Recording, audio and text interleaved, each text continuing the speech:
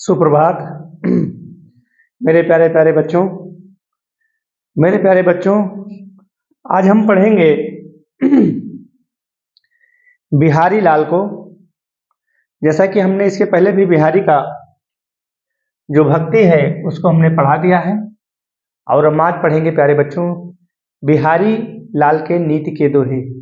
प्यारे बच्चों, बिहारी लाल, जिसको कविवर कविवर बिहारी लाल भी कहा गया है, यह रीत सिद्ध काव्य धारा के कवि माने जाते हैं। यानी कि जो हमने इसके पहले के वीडियो में भी प्यारे बच्चों आपको 4 काल बताया था। पहला है आदिकाल 1050 से लेकर के 1375 तक, जिसको हम वीरगाथा काल के नाम से भी जानते हैं। और दूसरा काल हमारा है प्यारे बच्चों भक्ति काल, जो कि 1375 से लेकर के 1700 तक जाता है। और तीसरा काल हमारा है प्यारे बच्चों रीति काल, जो कि 1643 से लेकर के 1843 तक। रीतिकाल को हम उत्तर मध्यकाल के नाम से भी जानते हैं। रीतिकाल का नाम किसने दिया प्यारे बच्चों? आचार्य रामचंद्र शुक्ल ने दिया। रीतिकाल का नाम आचार्य रामचंद्र शुक्ल ने दिया। इसके पहले वाले वीडियो में भी हमने आपको, यानी कि प्यारे बच्चों, हम किसी भी काव्य रचना को पढ़ाने के पहले हमारा यह मतलब कॉन्सेप्ट है, हमारा यह संकल्प है कि हम आपको पहले उस विषय के साहित्यिक परिचय या फिर जीवन परिचय से थोड़ा सा हम आपको लिंक करा दें, तब फिर चीजें आपको समझने में आसान हो जाएगी। ये जो हमारे बिहारी लाल हैं, ये राजा जयसिंह के दरबारी कवि थे प्यारे बच्चों। किसके दरबारी कवि थे? राजा जयसिंह के दरबारी कवि थे। और जो चौथा काल हमारा है वह है आधुनिक काल। यानी कि हिंदी साहित्य हमारा 4 भागों में बांटा गया है।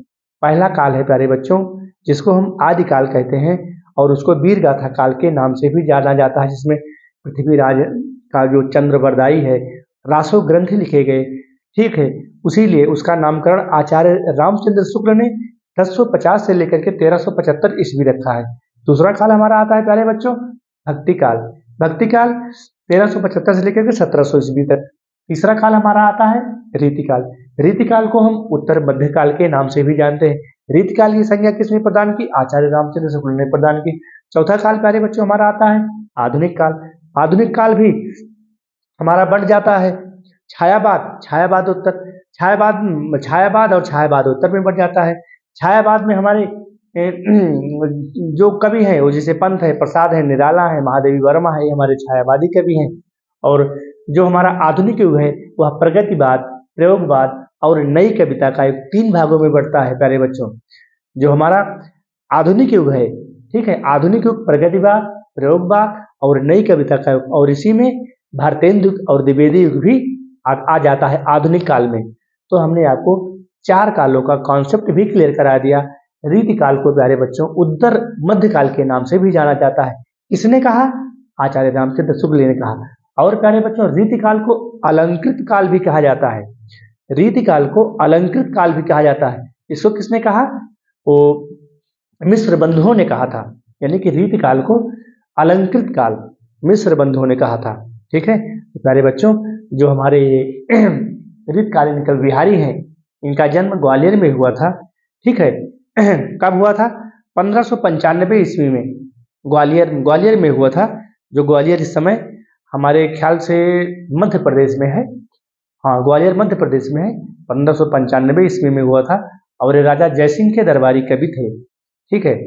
तो इन्होंने एक सत सैया के दोहरे, ज्यों नाविक के तीर, देखन में छोटन लगे घाव करें गंभीर, जो कि इनका भक्ति है।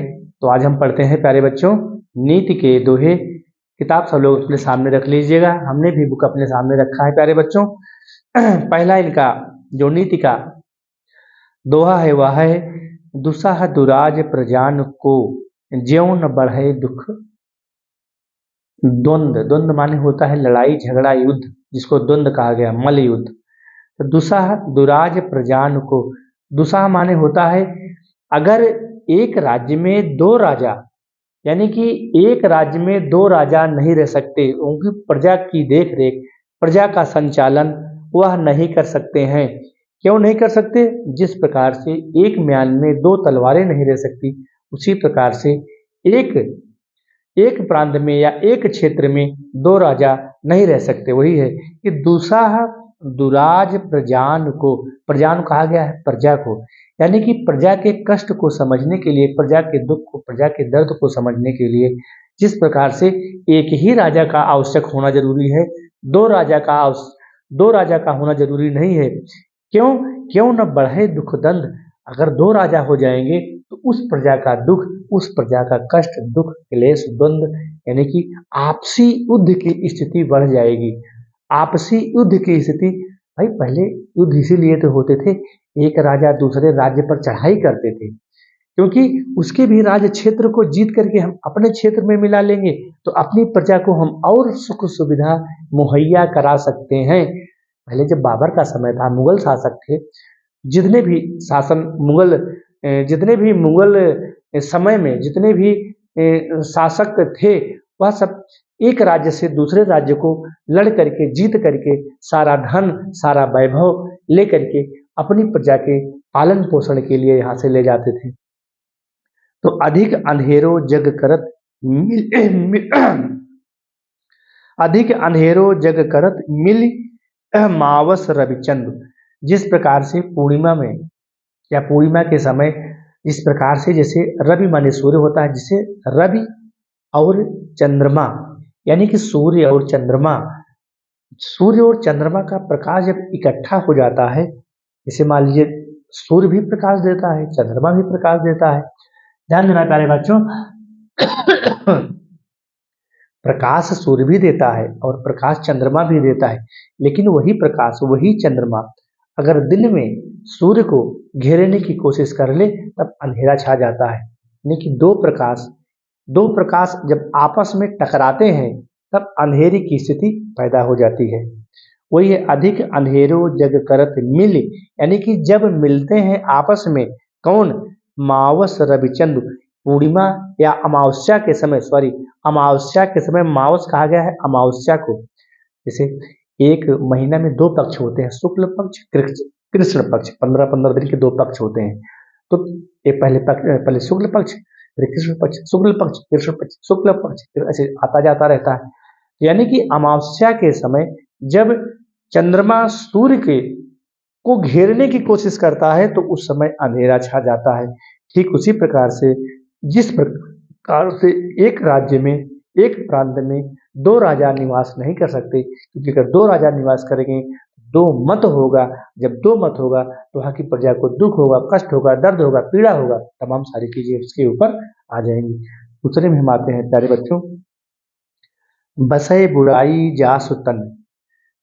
बसय बुराई जासु तन, तन कहा गया है शरीर को, तन माने होता है शरीर, तन माने होता है शरीर, बुराई तो जान ही रहे हैं। बसय बुराई जासु तन ताही को सम्मान, सम्मान माने होता है, सम्मान माने होता है सम्मान, सम्मान जिसको हम प्रतिष्ठा भी कहते हैं, प्रतिष्ठा जिसको हम प्रतिष्ठा भी कहते हैं, कहते नहीं भाई, अपनी हम मान, प्रतिष्ठा, सम्मान, आदत इसको गंवा के कार्य नहीं कर सकते।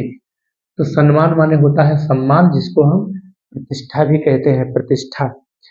अरे बच्चों, बसय बुराई जासु तन ताही को सम्मान, अगर हमारे अंदर बुराई बस गई है तो उससे हमको सम्मान प्रतिष्ठा मिलने वाली नहीं है। क्यों? कि भलो भलो कहीं छोड़िए अखोटे ग्रह जप दान। भलो भलो कहीं छोड़िए यानी कि जो अच्छी चीजें हैं, ठीक है, भले ही उसको हम या मान लें, ठीक है, लेकिन जैसे मान लीजिए खोटे ग्रह जप दान, जो हमारे खोटे, जैसे मान लीजिए हमारे जो खोटे ग्रह हैं, जैसे शनि है, ठीक है, शुक्र है, शनि है, इनकी हम लोग पूजा करते हैं, आराधना करते हैं। जो हमारे खोटे ग्रह होते हैं, खोटे ग्रह का मतलब है वह ग्रह जो हमको अनावश्यक कष्ट पहुंचाते हैं, जिस प्रकार से शुक्र है, शनिश्चर है, कहते नहीं भाई तुम्हारे ऊपर शनिचर लगा है, 7.5 लगा है, जाके कुछ अपना जप करो, दान करो, होम करो, अज्ञार करो, ब्राह्मण को बुलाओ, कुछ खिलाओ पिलाओ। तो वही यहाँ पर कहा गया है कि खोटे ग्रह जप दान, यानी कि जो ग्रह खोटे होते हैं, जो ग्रह खोटे होते हैं उनको जप किया जाता है, दान किया जाता है, पूजा की जाती है, आराधना की जाती है, लेकिन भली भलों कहीं छोड़िए, जो भला आदमी होता है उसको लोग भला भला करके ही छोड़ देते हैं। कहते नहीं कि भैया ये बहुत सीधा आदमी है, ये बहुत सीधा है, इसको चाहे मार दो चाहे डांट दो या कुछ बोलता ही नहीं। लेकिन जो लोग जैसे मान लीजिए शुक्र है, शनिश्चर है, ये जो ग्रह है ना, ये बहुत अपराधी ग्रह है। जिसके ऊपर जैसे किसी के ऊपर शनिश्चर आ गए, 7.5 ही आ गए, तो 7.5 वर्ष तक उसका वो नुकसान ही करते रहते हैं। कोई भी अच्छे काम में अगर वो हाथ लगाएगा उसका नुकसान ही होगा। तो वही है कि जो खोटे ग्रह जप दान, यानी कि जो खोटे ग्रह हैं उनको लोग जप करते हैं, दान करते हैं, उनकी पूजा करते हैं, आराधना करते हैं, और भलो भली भलो भलो कहीं छोड़िए। और जो भले हैं, जो सज्जन पुरुष हैं, उनको सीधा साधा कह करके छोड़ देते हैं। उनको न कोई 1 रुपये देता है, न उनको कोई दान करता है, न कोई कुछ खिलाता है, न पिलाता है। कैसे? बसे बुराई जा सुतन, यानी कि अगर किसी के अंदर बुराई कुछ बस भी गई है तो उसके सम्मान और प्रतिष्ठा को ठेस पहुंचती है। ठीक उसी प्रकार से, जिस प्रकार से भले भले जो सीधे साधे आदमी होते हैं उनको लोग कह करके छोड़ देते हैं कि भाई यह सीधा है, बहुत कुछ बोलता नहीं है, सब कुछ सहन कर लेता है, बर्दाश्त कर लेता है। लेकिन जो शुक्र और शनिश्चर ये ग्रह होते हैं, लोग बर्दाश्त नहीं करते हैं, ये उल्टा दूसरे को ही नुकसान करते हैं। तो लोग क्या करते हैं? उनकी पूजा करते हैं, आराधना करते हैं। वैसे भी प्यारे बच्चों देख लो, अगर आप जंगल में जाते हैं तो आप सीधे पेड़ को ही काटते हैं। जो टेढ़ा पेड़ होता है ना, जो ऐसे झुका रहता है, ऐसे जो टेढ़ा होता है उसको कोई काटने की कोशिश नहीं कहता, नहीं भाई ये बहुत टेढ़ा है, ये भी निकल नहीं पाएगा, इसको कैसे हम ले जाएंगे। तो कुल मिलाकर के जंगल में भी अगर जाते हो आप तो पहले सीधे सीधे पेड़ को ही काटने की कोशिश सबके विचार में आता है। चलो तीसरे पर आते हैं प्यारे बच्चों, जो हमारा 11 है। नर की अरु नल नीर की। नर माने होता है मनुष्य, नर माने होता है मानव, नर माने होता है मानव। और नल नीर, नल नीर माने होता है नलकूप। ध्यान देना शब्दों के अर्थ को, इसीलिए हम बेटा पढ़ाते समय हम कुछ मीनिंग जो हमको लगता है कठिन है उसको हम अर्थ लिख भी देते हैं। और कोई भी काव्य व्याख्या पढ़ाने से पहले हम साहित्यिक परिचय और जीवन परिचय से भी लिंक कराते हैं, ताकि आपको याददाश्त बनी रहे मेरे प्यारे बच्चों। नर की अरु नल नीर की, यानी कि मनुष्य की दशा को, और नल नीर जो नल का पानी नहीं होता है वो अगर वो काफी गहरे से निकाला जाए तो वह पानी शुद्ध माना जाता है। वैसे मनुष्य है, जो ज्ञानी पुरुष होते हैं ना, जो धैर्यवान होते हैं, वो ज़्यादा बोलते नहीं है, बहुत ही धैर्य और सीरियस होते हैं, सीक्वेंस में होते हैं। वही यहाँ पर कहा है बिहारी ने कि नर की अरु नल नीर की गति एक करी जोई। एक ही स्थिति होती है। जो विद्वान पुरुष होते हैं वो अनावश्यक बोलते नहीं हैं। उसी प्रकार से जिस प्रकार से नल नीर है, जो नलकूप का पानी होता है, जितनी ही गहराई से हम निकालेंगे उतना ही वह पानी शुद्ध होता है। से लोग कहते नहीं भैया हमारा जो नलकूप है वो 100 फुट नीचे से पानी आ रहा है, तो कुछ लोग कहते नहीं भैया हमारा सबमर्सिबल है, हम इसको 140 फुट कराएं। कहने का मतलब है कि जो बरसात का पानी है वह छन करके नीचे जाता है, तो जितना ही नीचे से हम जल को ग्रहण करेंगे वह पानी उतना ही फिल्टर होके हमें प्राप्त होता है, तो वह पानी शुद्ध होता है। ठीक उसी प्रकार से यहाँ नर जो मनुष्य को बात बताएगी, जो मनुष्य को बिहारी ने कहा है कि मनुष्य भी जितना मनुष्य के अंदर जितना ही मनुष्य ज्ञानी होगा, जितना ही उसके पास बुद्धि विवेक होगा, उतना ही वह शांत भी होता है। प्यारे बच्चों, जिसके पास ज्ञान होता है, बुद्धि होता है, विवेक होता है, धैर्य होता है, वेदना होती है, नम्रता होती है, साहस होता है, वह व्यक्ति उतना ही सुशील, नम्र और शांत प्रिय होता है। बोलते कौन है? जो अज्ञानी होते हैं, जो वही अपना अनावश्यक शब्दों का प्रयोग करते हैं। जो अज्ञानी लोग होते हैं, जो अशिक्षित होते हैं, जो अज्ञानी होते हैं, वही अनावश्यक बातों को प्यारे बच्चों करते रहते हैं। लेकिन जो ज्ञानी पुरुष होते हैं, इनके अंदर धैर्य होता है, साहस होता है, वेदना होती है, नम्रता होती है, और बहुत ही कम शब्दों में, जैसे हम वाक्यांश के लिए एक शब्द प्रयोग करते हैं ना, वैसे ही एक शब्द में बोल देंगे, अपना तर्क निकालो। चलो नीचे आते हैं प्यारे बच्चों। जेतो नीचो होई चले, यानी कि जितना ही हम नीचे जाएंगे, भाई जब तुम ज्ञानी पुरुष के पास जाओगे प्यारे बच्चों, तो उससे ज्ञान मिलेगा। जो ज्ञानी पुरुष होते हैं, जो बुद्धिमान होते हैं, जो धैर्यवान होते हैं, हम उन्हीं के पास तो जाते हैं ज्ञान को पाने के लिए। जिस प्रकार से पानी को हम गहराई से निकालते हैं तो पानी हमें शुद्ध मिलता है, उसी प्रकार से ज्ञान भी हमको ज्ञानी पुरुष से ही मिलेगा, ज्ञानी महिलाओं से ही मिलेगा। जो ज्ञान की बातें हैं वो विद्वान से ही मिलेगा। जो अशिक्षित हैं, जो मदपान का प्रयोग करने वाले हैं, जो अशिक्षित लोग हैं, उनसे हमको थोड़ी ज्ञान मिलेगा।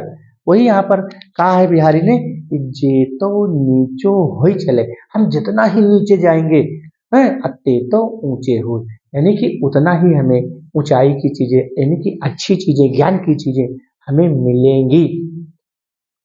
अगला है बढ़त बढ़त संपत्ति सलिल। सलिल माने होता है पानी, संपत्ति रूपी पानी। सलिल माने होता है सलिल, सलिल माने होता है पानी। संपत्ति तो जान ही रहे हो, संपत्ति का मतलब है धन वैभव, जिसको हम मनी के रूप में गिनते हैं। तो बढ़त बढ़त संपत्ति सलिल, मन सरोज बढ़ जाए, यानी कि सरोज माने होता है कमल, जिसको हम पंकज भी बोलते हैं प्यारे बच्चों। सरोज, सरोज माने होता है कमल। कमल तो जानते ही हो ना, बहुत सुंदर होता है, जो कि सरोवरों में, तालाबों में जल के ऊपर खिलता है। ध्यान दीजिएगा इस नीति के दोहे को, बढ़त बढ़त संपत्ति सलिल, यानी कि जिस प्रकार से हमारी संपत्ति, जैसे हमारा जल बढ़ता है, अगर संपत्ति भी हमारे अंदर बढ़ती चली गई, बढ़त बढ़त, बढ़त बढ़त मतलब बढ़ना, अगर संपत्ति रूपी जब धन की मात्रा ज्यादा हो जाती है तो मन सरोज बढ़ जाए, तो मन भी, मन के अंदर जिस प्रकार से, ऐसे समझो प्यारे बच्चों, जिस प्रकार से जलाशय में, सरोवर में जब पानी बढ़ता है तो जो कमल होता है ना, वो भी ऐसे ऊपर को उठता चला जाता है। ऐसे ध्यान दीजिएगा, जब सरोवरों में या जब जलाशयों में जल का स्तर बढ़ता है तो कमल रूपी, जो उसमें कमल निवास कर रहा है, वह भी ऊपर को बढ़ता चला जाता है। ठीक उसी प्रकार से जो नर हैं, जो मनुष्य हैं, ठीक है, जो नर है, जो मनुष्य हैं, बढ़त बढ़त संपत्ति सलिल, यानी कि जब संपत्ति बढ़ती जाती है तो उस व्यक्ति का, मनुष्य भी कमल रूपी, जैसे कमल जल में बढ़ता है ना, जैसे अगर हमारी संपत्ति बढ़ी, हमारे पास प्रॉपर्टी हो गई, बहुत सारा धन हो गया, और बच्चे हमारे बाहर पढ़ने लग रहे हैं, हमारे पास बड़ी बड़ी गाड़ियां हो गई, तो उस व्यक्ति का कमल रूपी, कमल के समान उसका अस्तित्व भी बढ़ जाता है। लेकिन ध्यान देना, लेकिन शब्द आ गया, नीचे की लाइन देखो, घटत घटत सु न फिर घटे अब्बर समील कुम्हिलाए, यानी कि कहने का मतलब है कि जब संपत्ति हमारे, ध्यान देना प्यारे बच्चों, जब हमारे, जब व्यक्ति के पास या जब व्यक्ति के पास संपत्ति बढ़ जाती है तो फिर उसको धैर्य के साथ काम करना चाहिए। ऐसा नहीं है कि हमारे पास जब संपत्ति, बहुत सारी संपत्ति आने लगे तो हम बहुत सारा धन लुटाने लगे, बहुत सारा वैभव प्राप्त करने लगे, मार करने लगे, हिंसा करने लगे, तो यह सब चीजें नहीं करनी चाहिए। क्यों नहीं करनी चाहिए? यहाँ पर बिहारी ने कहा है, क्या कहा है कि घटत घटत सु ना फिर घटे, अगर वह संपत्ति घटना, यानी कि कहने का मतलब है कि बहुत ज्यादा जब संपत्ति हमारे साथ, हमारे पास आ जाए तो हमको भी बिल्कुल सामान्य रूप में चलना चाहिए, असामान्य रूप में नहीं होना चाहिए। क्योंकि अगर किसी समय हमारी संपत्ति घटी तो फिर ऐसा ना हो कि लोग यह कहने लगे कि देखो, इसके पास जब धन आया था ये बिल्कुल चरपहिया पे उड़ रहा था, अब आज धन की कमी हो गई तो पैदल चल रहा है। तो प्यारे बच्चे, इसका ध्यान देना है, अगर हमारे पास संपत्ति ज्यादा आ जाए तो एक सामंजस्य बना के चलना चाहिए कि अगर हमारे पास कभी भी संपत्ति नहीं रहेगी तब लोग यार ना कह पाए कि जब इसके पास संपत्ति ज्यादा थी तभी तभी हवाई जहाज से उड़ रहा था, आज संपत्ति कम हो गई तो आज पैदल चल रहा है। यानी कि दोनों के बीच, हवाई जहाज और पैदल के बीच ऐसा सामंजस्य बना के चलो कि लोग, या यानी कि समाज के लोग या भाप ही ना पाए इसके पास धन कब आया और धन कब चला गया। ठीक उसी प्रकार से प्यारे बच्चे हैं, बिहारी कह रहे हैं कि बरु समील को मिलाए, को मिलाने का मतलब है, जैसे मान लीजिए अब सरोवर का जलस्तर बढ़ा तो कमल भी ऊपर बढ़ता चला जाता है, तो उसके जो डंठल होते हैं ना, वो भी ऐसे बढ़ते चले जाते हैं। और जब सरोवर का जलस्तर घटा तो डंठल तो छोटे होंगे नहीं, जो डंठल बढ़े हैं, जिस डंठल के सहारे कमल का पुष्प ऊपर गया है, जब उस सरोवर का जल जब नीचे आएगा तो डंठल तो छोटा होगा नहीं, उसमें क्या होगा कि वह डंठल जब सूख जाएगा तो कमल जो खिल रहा है वो भी ऐसे सूख के कुम्हला जाता है। ध्यान देना प्यारे बच्चों। काफी परिश्रम के साथ, काफी मेहनत के साथ मैं आपको इस नीति के दोहे को समझा रहा हूँ प्यारे बच्चों। अगर हमारा चैनल आपको अच्छा लगे तो सब्सक्राइब करना, लाइक करना दोस्तों, और इसको अन्य दोस्तों तक पहुंचाने की कोशिश करना। जो फिर ग्रुप पर आपके और दोस्त बने हैं वह भी इसको इसी तरह से पढ़ लें और अपने ज्ञान को बढ़ाएं प्यारे बच्चों। हम भी इस यूट्यूब चैनल के माध्यम से अपने ज्ञान को बढ़ाने के लिए निःशुल्क आपको यह विद्या प्रदान कर रहे हैं। नमस्ते शारदे देवी सरस्वती मति प्रभे बसतुम मम जिभ्याग्रे सर्व विद्या प्रदाभव। माँ सरस्वती, माँ वाग्देवी, निश्चित ही हम आपको प्यारे बच्चों जो भी मेरे पास ज्ञान है, मैं 100% आपको निःशुल्क शिक्षा देने का काम कर रहा हूँ प्यारे बच्चों। आप भी जब ऐसी स्थिति में आएंगे तो निश्चित ही आप लोग भी ऐसा काम कीजिएगा। तो हमारे ख्याल से यह दोहा भी आपको समझ में आ गया है। तो हम और एक बार संक्षेप में बता दे रहे हैं प्यारे बच्चों कि बढ़त बढ़त संपत्ति सलिल, यानी कि जब हमारे पास संपत्ति बहुत ज़्यादा आ जाए तो ऐसा हम इस प्रकार की हम कूद फांद न करने लगे कि समाज के लोग, पास पड़ोस के लोग, घर गांव के लोग को यह पता ही न चले किसके पास कब संपत्ति आई और कब संपत्ति चली गई। यानी कि दोनों के बीच में हमको सामंजस्य बना करके चलना है। गति एक है, हाँ, तो मन सरोज बढ़ जाए। मैंने कि जो मन है ना, ऐसा नहीं कि वो जो मन है वो सरोज रूपी कमल की भांति तो बढ़ जाता है। यानी कि जब हमारे पास संपत्ति आ जाती है, बहुत सारा धन आ जाता है, तो उस धन के लालच में उस धन को देख करके हमारा मन रूपी कमल है इतना बढ़ जाता है। लेकिन जब वह संपत्ति किसी कारणवश जब कम होती है, वह संपत्ति जब किसी कारणवश कभी कम होती है, जिस प्रकार से दिन और रात होते हैं ना, तो संपत्ति तो भी कभी बढ़ रही है तो कभी घटेगी भी।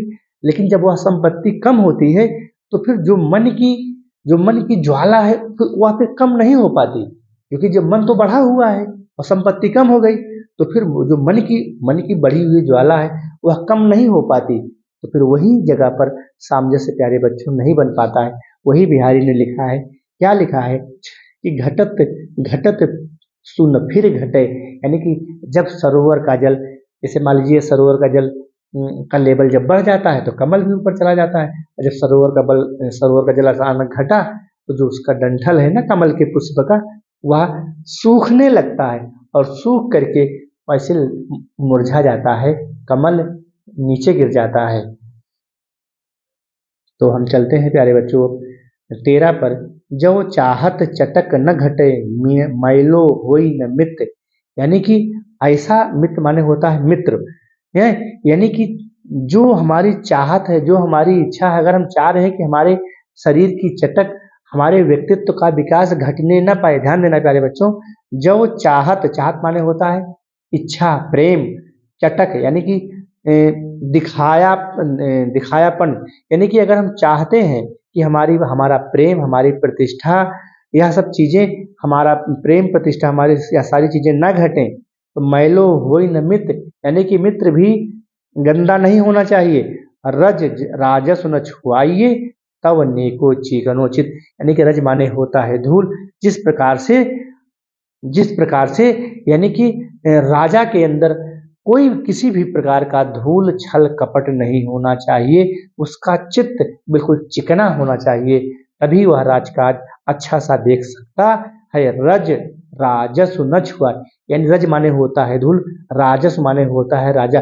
यानी कि राजा के अंदर अगर धूल बैठ गई, धूल के कण बैठ गए, गंदगी बैठ गई, तो फिर उसका जो चित्त है, उसका जो हृदय है, उसका जो अंतस्थल है, वह चिकना नहीं होगा, साफ सुथरा नहीं होगा।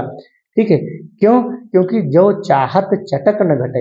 अगर राजा चाहता है कि हमारा चटक, हमारी प्रतिष्ठा, हमारा सम्मान बना रहे, तो फिर उसको क्या करना पड़ेगा? उसके अपने अंदर बुराइयों को, गंदगियों को बैठाना नहीं चाहिए। मेरे प्यारे बच्चों, यह ध्यान दीजिए, अगर कोई भी राज्य का मुख्यमंत्री फिर से दोबारा आना चाहता है तो उसको प्रजा की सेवा करनी होगी, प्रजा के बातों को, प्रजा के मतलब प्रदेशवासियों को नौकरी देना होगा, सड़कें बनवानी होगी, अस्पताल बनवानी होगी, तभी तो वह दोबारा मुख्यमंत्री होगा। इसी बात को यहाँ बिहारी जी कह रहे हैं कि जो चाहत चटक न घटे। अगर राजा यह चाहता है कि हमारी प्रतिष्ठा, हमारा सम्मान, हमारी इज्जत बनी रहे तो फिर उसको अपने मन से, अपने हृदय से, अपने अंतःस्थल से गंदगी को निकालना होगा। अगर उसके अंदर चोर होगा, छल होगा, कपट होगा तो फिर दोबारा वह सत्ता में नहीं आएगा।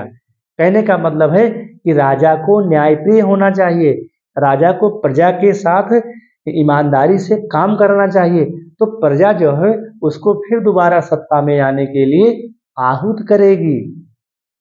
पहले बच्चों, हमारा मतलब है कि अब आप इस दोहे को समझ गए होंगे। क्यों? कि जो चाहत चटक न घटे। अगर हम चाहते हैं, हमारी इच्छा है कि हमारा मान सम्मान प्रतिष्ठा इज्जत ना घटे तो क्या करना पड़ेगा? तव चिकनो न चित, अपने चित्त को चिकना करना पड़ेगा। उसी प्रकार से जैसे राजा रज राजव न छुआई, यानी कि अगर राजा के अंदर धूल छू गई, गंदगी छू गई है, गंदगी छू गई, धूल छू गई तो फिर वह राजा मैला हो जाएगा। मैलो होई नमित, यानी कि प्यारे बच्चों इसका अर्थ ऐसे तिरछा है, इस प्रकार से जैसे गुणा का निशान होता है ना, इसका अर्थ इस प्रकार से है। पहले वाले का अर्थ जो यहाँ प्यारे बच्चों, जो चाहत न चटक, पहले वाले का अंतिम से और दूसरे तीसरे वाले का दूसरे से। बुरो बुराई जो तजय, यानी कि जो चित खरो डरात, ज्यो निकलंक मयंकुलक गनय लोग उत्पात। यानी कि कहने का मतलब है कि बुरो बुराई जो तजे, अगर हम बुराई को छोड़ भी दें, बुरो बुराई तजे माने छोड़ना, यदि कोई व्यक्ति बुराई को छोड़ भी दे तो उसके चित्त में, यानी कि जो जैसे मान लीजिए कोई खोटा आदमी है और कोई सीधा आदमी है, तो अगर वह खोटा आदमी बुराई को छोड़ भी दे तो वह जो सीधा आदमी है ना, वो कहेगा भैया ये तो पहले बेईमान था, पता नहीं अब ये ईमानदार हुआ कि नहीं हुआ। कहने यानी कि बिहारी के कहने का मतलब है इस दोहे में प्यारे बच्चों कि बुरो बुराई जो तजे, अगर बुरा व्यक्ति बुराई को छोड़ दे, बुराई को त्याग दे है, तो वो चित्त खरो डरात, तो भी जो सीधे लोग हैं उसके चित्त से, उसके हृदय को देख करके, उसके शरीर को देख करके अपने अंदर डर का ही अनुभव करेंगे। क्यों? कि भैया ये पहले बेईमान था, पता नहीं ये ईमानदार हुआ कि नहीं हुआ, अभी हमें पता नहीं है। पहली लाइन कर देखना प्यारे बच्चों, कितना सरल अर्थ, आपको शायद इससे कोई सरल अर्थ आपको बता पाए कि बुरो बुराई जो तजे, यानी कि बुरो बुराई जो तजे, जो बुराई को छोड़ दे, यानी कि जो खोटा व्यक्ति है, ऐसे समझो, जो खोटा चित्त खरो, माने कि जिसके चित्त में खोटापन है, छल है, कपट है, निर्दयता है, क्रूर है, अगर वह उस बुराई को छोड़ भी दे तो जो सीधा व्यक्ति है उसको यह भरोसा नहीं होगा कि यह अपनी बुराई को छोड़ दिया है। उसको विश्वास नहीं हो, भैया पहले तो बेईमान था, जिसका जो सामान ले लेता था, जिसका जो धन ले लेता था, कभी देता ही नहीं, पता नहीं ईमानदार हुआ कि नहीं हुआ। कहने का मतलब है कि ज्यों निकलंक मयंकुलक, जिस प्रकार से निकलम, जिस प्रकार से चंद्रमा, जो चंद्रमा का प्रकाश है ना, ज्यों निकलंक मयंकुलक अगनय लोग उत्पात, यानी कि जिस प्रकार से रात्रि के समय चंद्रमा का जो प्रकाश है वो फीका पड़ जाता है, रात्रि के समय चंद्रमा का प्रकाश बिल्कुल प्रकाशमान हो जाता है और दिन के समय उसी चंद्रमा का प्रकाश सूर्य के प्रकाश के सामने हल्का हो जाता है। प्यारे बच्चों, अंतिम है दोहा कि स्वार्थ सुकृत न श्रम प्रथा, देख विहंग विचार। देख विहंग विचार, विहंग माने होता है पक्षी, बाज कहा गया है, जो बाज कहा गया है उस राजा को, जो राजा जयसिंह थे, जो राजा जयसिंह थे, उनके दरबारी कवि थे ना ये बिहारी लाल, तो बाज की उपमा दी गई है राजा जयसिंह को। स्वार्थ सुकृत न श्रम वृथा, यानी कि सुकृत माने स्वार्थ, सुकृत न श्रम वृथा, देख विहंग विचार, बाज पराए पानी पानी परी, यानी कि अय बाज पक्षी किसी भी पराये पक्षियों को तू मत मारो। नीचे से देखना प्यारे बच्चों, बाज पराये पानी परि। पानी माने होता है पाणी ग्रहण। पानी शब्द पाणी पाणी ग्रहण से बना है, पानी शब्द। अब परि माने पराया, यानी कि अय बाज पक्षी तू पराये पक्षियों को मत मारो। क्योंकि यहाँ ऊपर की लाइन में देख विहंग विचार, विहंग माने भी पक्षी होता है। अब बाज कहा गया है राजा जयसिंह को। बिहारी ने कहा है कि पर तू पक्षी न मार, कि अय बाज पक्षी। कहने का मतलब है कि एक समय ऐसा था कि राजा जयसिंह के जो छोटे छोटे राजा होते थे ना, जो छोटे छोटे राजा होते थे, यानी कि राजा जयसिंह बड़े राजा थे, उनके अधीन कुछ छोटे छोटे राजा होते थे। तो उन छोटे छोटे राजाओं से मिलकर के ही बड़े राजा बनते थे। तो उन्हीं राजाओं को वह एक किसी दूसरे के कहने पर, एक दूसरे मुसलमान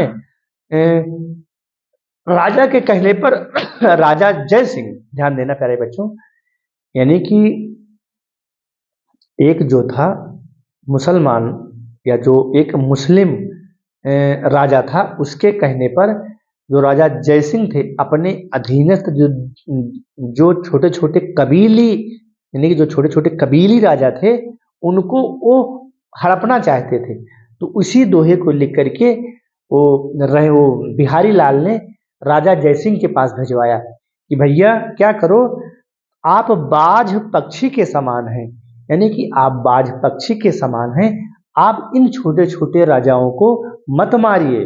ध्यान देना प्यारे बच्चों, बिहारी के एक दोहे में, एक भक्ति में गागर के समान, इसीलिए इनको गागर का सागर कहा गया। एक दोहा को पढ़ाने में प्यारे बच्चों आधा आधा घंटे लग जाता है। कैसे हिंदी साहित्य पढ़ाएं? जो लोग कहते हैं कि भैया हम आधा घंटा में पूरा पेपर सॉल्व कर देंगे, कहाँ से सॉल्व करेंगे? एक दोहे को पढ़ाने में 10 से 15 मिनट प्यारे बच्चों लग जाता है। अगर आपको अच्छे से समझना चाहें कि आपके दिल दिमाग में उतर जाए तो 10-10, 15-15 मिनट लग जाता है एक एक दोहा को समझाने प्यारे बच्चों।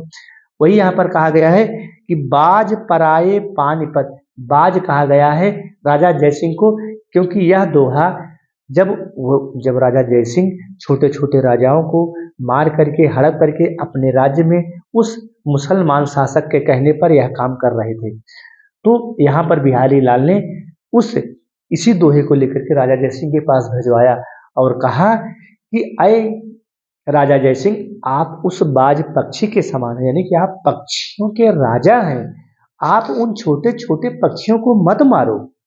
भाई आप बाज पक्षी जो होता है पक्षियों का राजा होता है, तो आप राजाओं के राजा हैं, आप उन छोटे छोटे राजाओं को मार करके अपने अधीन कर लेंगे, यह अच्छी बात नहीं है। मेरे बच्चों, निश्चित ही मैं इतना अधिक आपको समझाने का प्रयास कर रहा हूं कि आप इस दोहे का अर्थ जब भी अपनी लाइफ में हिंदी पढ़ो कभी भी न भूलो। यानी कि स्वार्थ सुकृत, जो भी तुम्हारा अय राजा, जो तुम्हारा स्वार्थ है यह अच्छा नहीं है। स्वार्थ माने स्वार्थ है भाई, जिस स्वार्थ से तुम अन्य राजाओं को मार करके, हड़प करके अपने उस मुस्लिम शासक के कहने पर अपने राज्य में मिला रहे हो, यह आप अच्छा नहीं कर रहे हो। स्वार्थ सुकृत यानी कि स्वार्थ बस, जिस स्वार्थ से ना श्रम वृथा, जो आप श्रम कर रहे हैं, जो आप ये हड़प नीति कर रहे हैं, यह व्यर्थ है, बेकार है। देख विहंग विचार, अरे उन पक्षियों को देखो, यानी कि पक्षी का यहाँ पर प्यारे बच्चों एक प्रकार से उपमा अलंकार है, ठीक है, क्योंकि यहाँ पर उपमा उन पक्षियों से, उन छोटे छोटे राजाओं की उपमा दी गई है। तो बाज पराये पान पर तू पक्षी न मार। अय राजा अपने उन छोटे राजाओं को मत मारो, जो राजा तुम्हारे पहले से ही अधीन है, पहले से ही तुम्हारे राज्य में छोटे छोटे राजा के रूप में राजकाज का संचालन कर रहे हैं, प्रजा की देखरेख कर रहे हैं, उन राजाओं को उन राजाओं को आप मत मारिए। उसी प्रकार से जिस प्रकार से पक्षियों का राजा बाज पक्षी होता है, तो बाज पक्षी कभी न कभी तो चोंच मार ही देगा, लेकिन ऐसा नहीं है कि सब पक्षियों को ही मार देता है, सब पक्षियों को बाज भी नहीं मारता है। प्यारे बच्चों, आज हमारा बिहारी सतसई से भक्ति और नीति के दोहे हम समाप्त कर देते हैं, और हम अगले वीडियो में प्यारे बच्चों बिहारी का हम आपको जीवन परिचय और साहित्यिक परिचय मिला करके वीडियो को हम आपको बना के भेजेंगे। अगर हमारा यह परिश्रम, अगर हमारी यह मेहनत आपको अच्छी लगी हो तो प्यारे बच्चों लाइक करना, सब्सक्राइब करना और अन्य दोस्तों तक पहुंचाना। धन्यवाद प्यारे बच्चों।